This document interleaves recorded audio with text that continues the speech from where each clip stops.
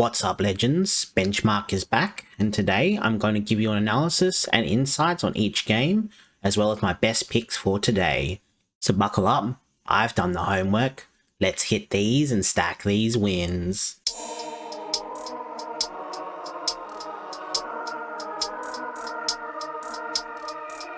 Before we jump into today's slate, let's do a quick recap on yesterday's NBA picks. We went 2-2 on the day with Peyton Pritchard over 23.5 points and assists, and also Nick Claxton over 10.5 points, both cashing with ease. Then we had Ryan Kalkbrenner over 9.5 points. Honestly, this was a bad read for me. LaMelo and Miller completely took over offensively, and Kalkbrenner just wasn't needed in that spot. Then we had Benedict Mathurin over 21.5 points. This one hurts a bit. Closing line dropped to 18.5, and he finishes on 21. And also missed the game winner. Good process, just couldn't convert the shots. So with that result, we are up 7.49 units for the month, and also 3.7 units for the season, with a 57.63% win rate and a 5.87 ROI. We are still trending in the right direction, and let's continue that today.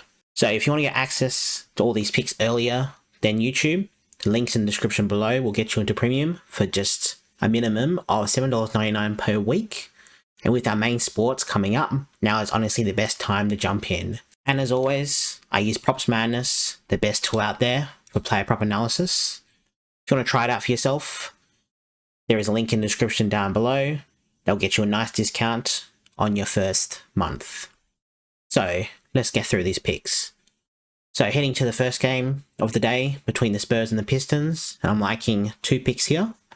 So the first one is Cade Cunningham over 37.5 points and assists. So for the season, he's over this line in 22 out of 49 games, averaging 35.3 points and assists. Now matchup wise, this sets up extremely well. The Spurs have been struggling against pull-up shooters, pick and roll ball handlers, and catch and shoot players.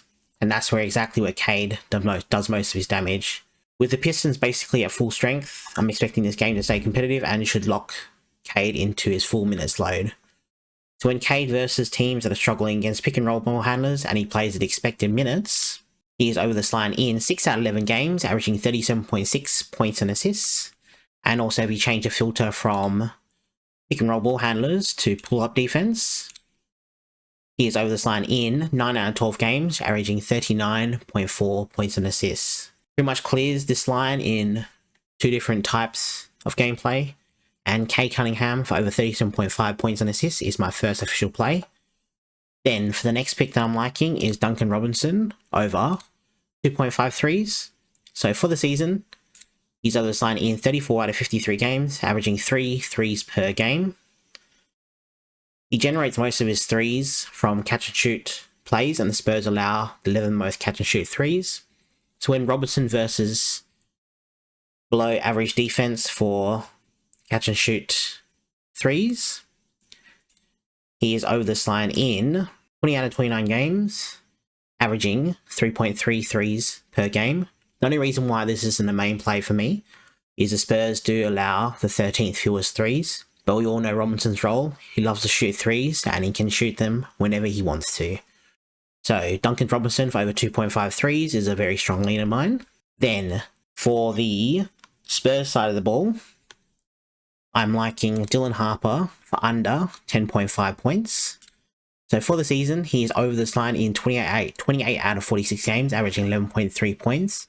However, this one is based on his minutes. So expecting this game to be close, and I'm expecting him to lean on Castle and Fox more, thus reducing Harper's minutes here.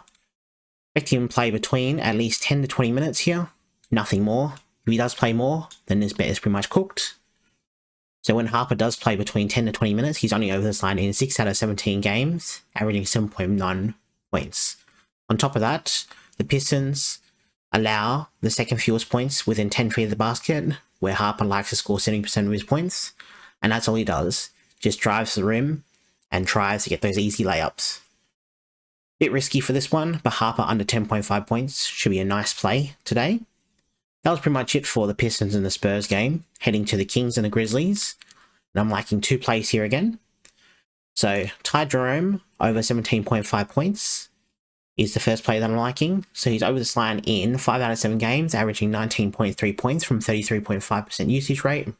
The Kings right now are pretty much just struggling against everything. They're in tank mode, struggling to defend the 3, struggling to defend the points in the paint. Pretty much anyone can score against them.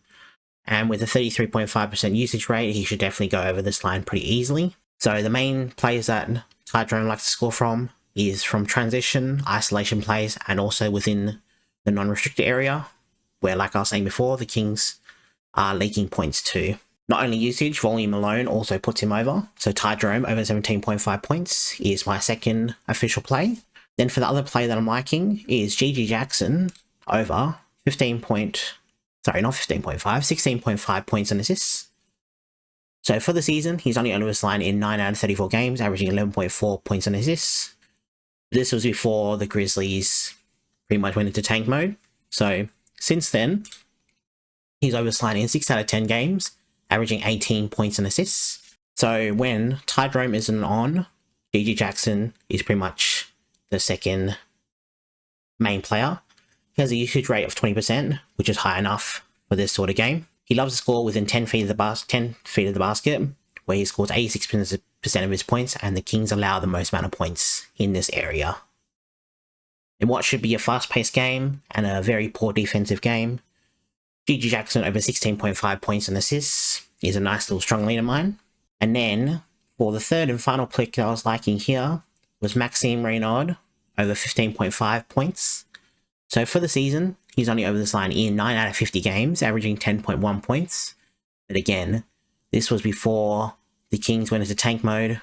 So since the Kings have been in tank mode, he has been over this line in only 3 out of 10 games, averaging 12.9 points. But the matchup is perfect here. Expected to play at least 30 plus minutes here. When he does play that, he's over this line in 4 out of 10 games, averaging 14.6 points. However, the Grizzlies pretty much have no size down low, and Maxime Reynaud should be able to dominate that.